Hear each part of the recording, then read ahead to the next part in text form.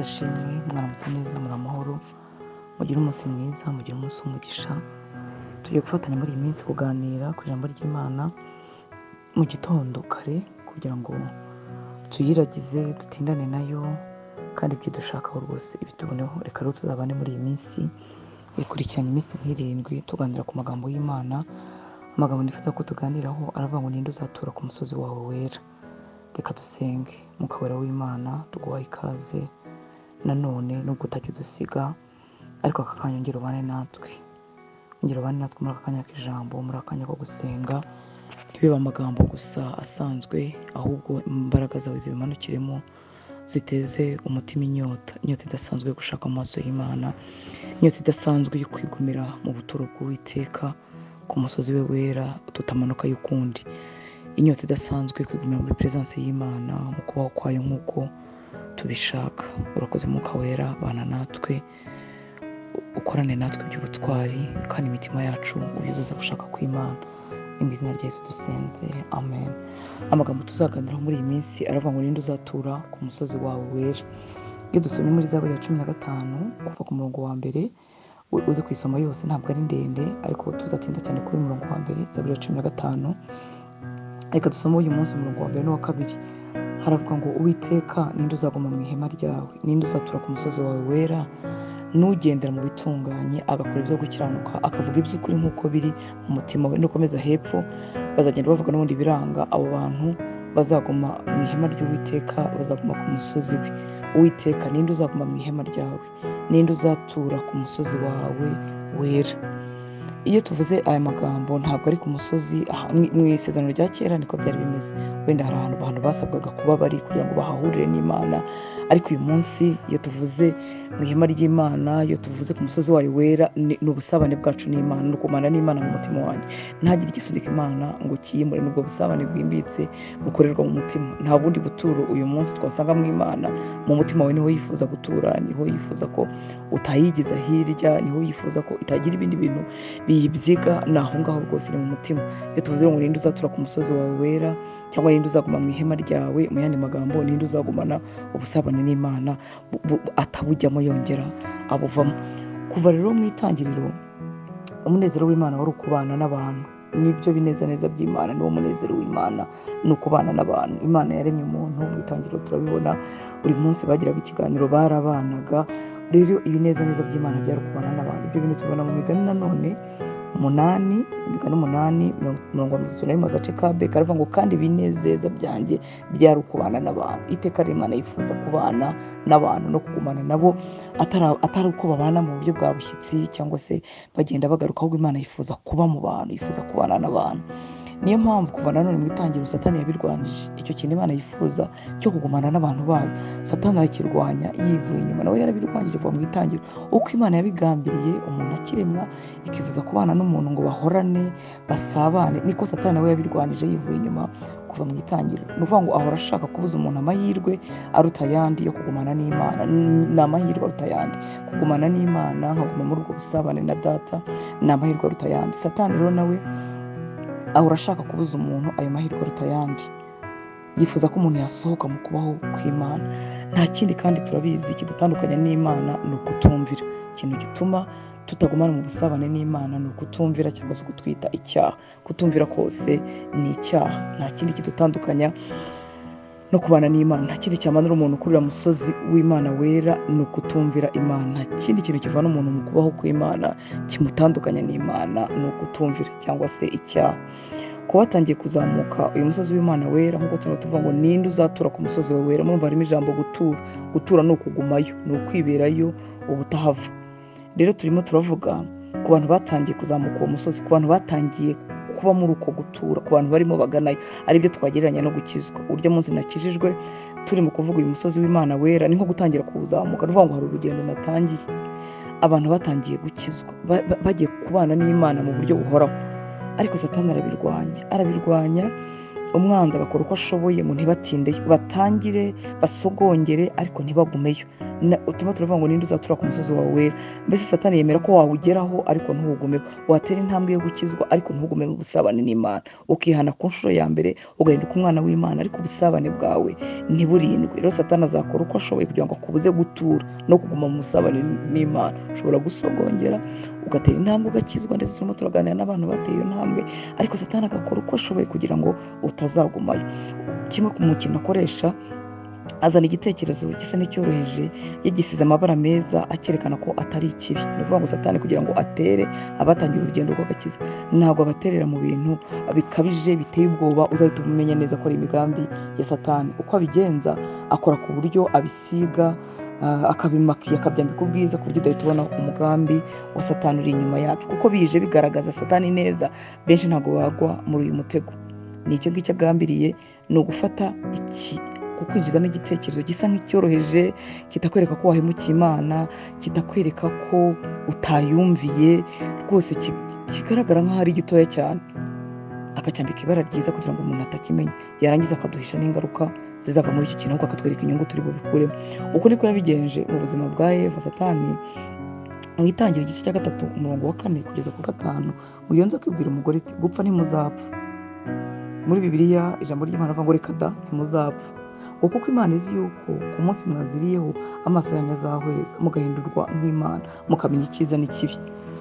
Mu ijambo ry'Imana none Bibiliya haravuga ngo ahubwo Imana izi ko nimuziryaho muzahumuka mukamera nkayo mukamenya gutandukana icyiza n'ikibi. Ahangaha twasomaga ni muri Bibiliya yera, iyo nzoka ibwira umugore iti gupfa ntimuzapfa.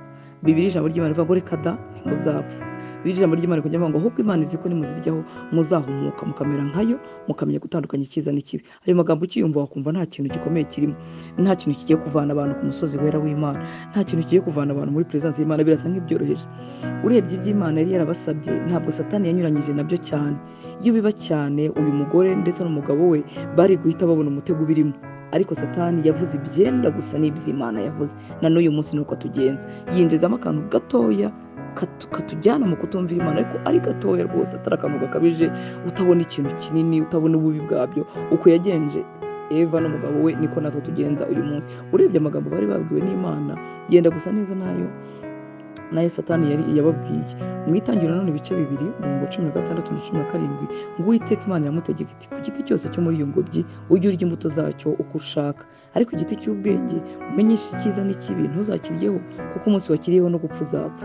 Imana iramubwiye ngo umunsi wakiriyeho no gupfa uzapfa. Satani aramwegerera ati reka da ntimuzapfa, gupfa ntimuzapfa. Ni ukuvuga ngo satani avugurujeho gato, akoresheje inshinga zimwe, ni ibintu byenda gusa bitagaragaza ububi bwabyo. Imana iramubwiye ngo nimukiryaho muzapfa, satani arabwiye ngo gupfa ntimuzapfa, yabyoroheje. Ikindi satani yabashutse yababwiye ngo nimukirya muzamenye gutandukanya ikibi n'icyiza, muzahindurwa nk'Imana. Kandi n'ubundi Imana yari yarabaremye mu ishusho yayo, ariko satani avuga ngo muzahindurwa n'Imana, muzahinduka muse nk'Imana. Kandi nanone mu itangira igice cya 26 Imana iravuga iti tureme umuntu agira ishusho yacu ase natwe. Arangije avuga ngo batware amafi yo mu nyanja n'inyoni n'ibisiga byo mu kirere n'amatungo n'isi yose n'igikururuka hasi cyose. Imana yararemye umuntu mu ishusho y'Imana, ariko satani araje avangaho gatoya, aravuga ngo muzamera nkayo, muzamenya icyiza, muzamenya gutandukanya icyiza n'ikibi. Ntabwo rero satani yaza kudukura muri presence y'Imana, yaza kutumanura ku musozi w'Uwiteka wera iyo atifuza ko tuhaguma. Ntabwo azana ibintu bikomeye, azana ibintu bisa nk'ibyoroheje byenda gusa n'ibyo dusanzwemo, kubera ko azanye ibitandukanye twakwikanga. Inshuti y'Imana, reka tuzamarane iyi minsi twibaza ngo ninde uzatura ku musozi wawe wera. Ndahamya ko nawe ubishaka kandi nanjye ndabishaka. Umutima wanjye nicyo cyifuzo cyawo, kutamanuka ngo mva aho hantu nageze. Nawe ukwiye kwifuza gutyo, abakijwe dukwiye kwifuza gutyo, kutamanuka ngo dusubire gutakaza ubusabane twari twaragiranye n'Imana, kutamanuka ku musozi w'Imana we, kudasohoka mu busabane mbizaniwe no kutumvira. Wivayo wikwakira akanyoma nubwo kaba ari gatoya, umutima wawe gutoze kumvira Imana. Aho yavuze ngo ukunda uyemerere ukundi, aho yavuze ngo babarira uyemerere ubikore. Niba utabishoboye umbwire mu Mana mpimbaraga zo kubishobora. Aho yavuze ngo ganduka ubaha uyemerere ubikore. Aho yavuze ngo ungire uwa mbere mu mutima wawe, Imana yifuza ko tuyigira iya mbere mu mitima yacu, ikatubwira ngo tuyikunde n'umutima wacu wose.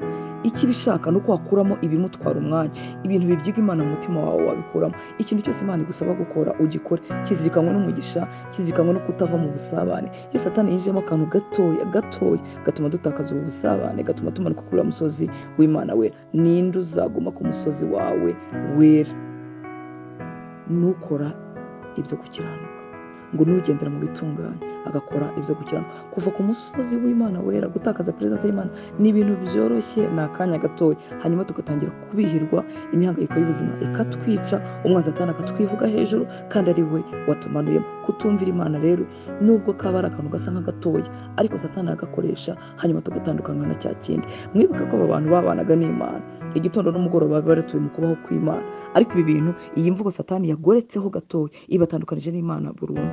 Umuntu abirebye yasanga ari nk'ikintu cyoroshye. Ni nayo mpamvu bajya bavuga ngo buriya ngo ntabwo yabahoye ngo kurya ku mbuto gusa. Oya, bahowe kutumvira Imana, batandukana n'Imana burundu, basohoka muri Edeni, basohoka mu kibaya cyiza ahantu basabaniraga n'Imana, bajyanwa kure ndetse bashyirwaho n'abakerubi bo kurinda aho hantu ku buryo batazongera kuhagaruka. Kumanuka ku musozi w'Imana wera biroroshye. Uko twinjiza ibintu byo kutumvira mu mitima yacu, mu buzima bwacu bwa buri munsi, niko dutandukanywa n'Imana. Ugasanga turi abakristo ariko batakaje ubusabane na Data, batakaje ubusabane n'Imana. Ubu buturo Satani arimo agusunika gukuramo aza umunezero ubayo, yifuza ko wahorana n'Imana. Nicyo yakoreye Adamu na Eva. Satani yarazi uburyohe n'umunezero biri mu kubana n'Imana mu buryo buhoraho, abasunika bukeya, asa nk'udakoresheje imbaraga nyinshi, ariko akoresheje uburiganya. Na n'uyu munsi icyaha Satani ateza ahera mu bitekerezo byawe, akakuriganyaho gatoya, akagushyiramo akantu ko guhinduraho gatoya, ko kwinjizamo ikitaravuzwe n'Imana ho gatoya, akakwereka ko nta n'ingaruka. Yewe hari Imana yavuze ati gupfa ko muzapfa, Satani akazavuga ati reka da, ntabwo muzapfa. Ni uko nguko bimeze mu buzima bw'uyu munsi, kunyuranya n'icyo Imana ivuga bigatuma dutandukanywa n'Imana. Imana yacu tugirire neza. Aya magambo yavuzwe n'umwami uzi agaciro ko gutura mu kubaho kw'Imana. Dawidi niwe wavuze ngo Uwiteka, ninde uzaguma mu ihema ryawe, ninde uzatura ku musozi wawe wera? Uyu mwami yari azi agaciro ko kubana n'Imana, yabaye mu byiza byinshi isi ishobora gutanga, ariko azi no gutindana n'Imana uburyo biryoshye. Ndakwinginga nshuti y'Imana, ntiwemere ko hari ikintu cyagutandukanya n'ubu busabane wari warateye intambwe yo kugeramo. Ndaganira n'abakijijwe muri iki gitondo cya kare, wateye intambwe urakizwa, warababariwe, amazina yawe yanditswe mu gitabo cy'ubugingo, mbese watangiye kuzamuka umusozi, ariko Satani aragambiriye kugira ngo utazatura muri presence y'Imana, hatazakubera ubuturo. Uzahora uri umuntu umeze nk'umanuka yongera aterera. Twawugereranyije n'umusozi, ariko mwibuke ko ari umurimo ukorerwa mu mutima. Ese Imana niyo yuzuye mu mutima wanjye? Ese ntabiyibyiga? Ese nta buriganya Satani arimo ashyiramo bukabyiga kubaho kw'Imana igasa nk'irimo gusohorwamo?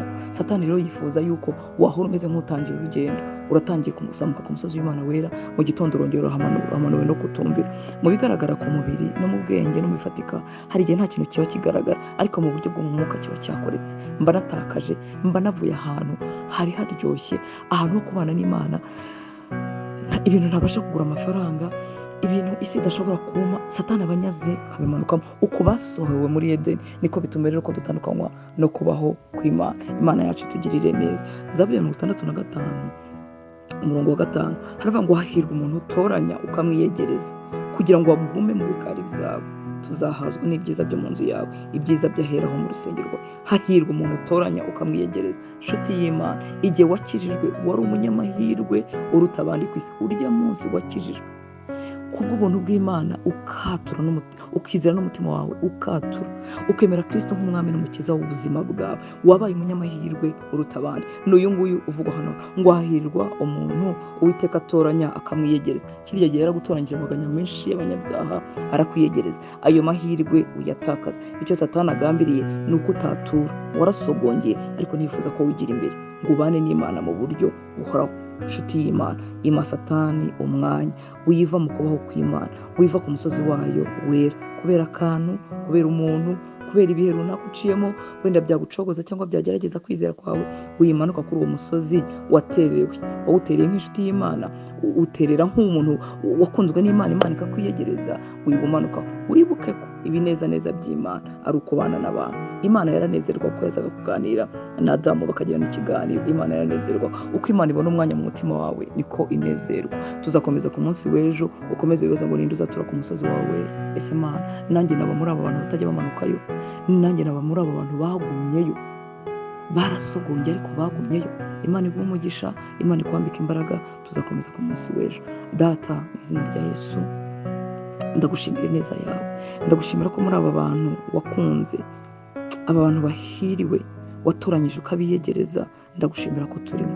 Harimo abahungu bawe n'abakobwa bawe bateye intambwe bagakizwa. Ngo hahirwe umuntu utoranya ukamwiyegereza. Twarahiriwe igihe wadutoranyaga ukatwiyegereza. Uyu munsi umwanzi hagurutse mu mbaraga nyinshi kugira ngo twe gutura, twe kuguma aho hantu watwiyegereje, kugira ngo dutandukanywe no kwegerana nawe. Ndakwinginze kugira ngo ureme inyota muri kano kanya, umusore, umukobwa, umugore n'umugabo bafata icyemezo bavuge ngo aba bantu bazatura ku musozi wera, nanjye nzabamo, sinzamanukayo. Ibishaka kumanurayo ntibizambasha, ibishaka gutoza umutima wanjye kutumvira Imana ntibizambasha, ibirimo bibyiga Imana mu mutima wanjye kugira ngo ari byo biwusigarana ntabwo bizambasha. Narazamutse kandi sinkimanutse ukundi. Urakoze Data, icyubahiro cyose nkibugarukire. Urakoze ko wari umurimo ukoze mu mitima yacu. Mpesheje umugisha abana bawe, nibagirwe neza, bagira umunsi w'umugisha, umunsi wo kugendana nawe, umunsi wo kukubona, umunsi wo kuguma ku musozi wawe wera. Icyubahiro cyose nkibugarukire, mu izina rya Yesu dusenze, amen.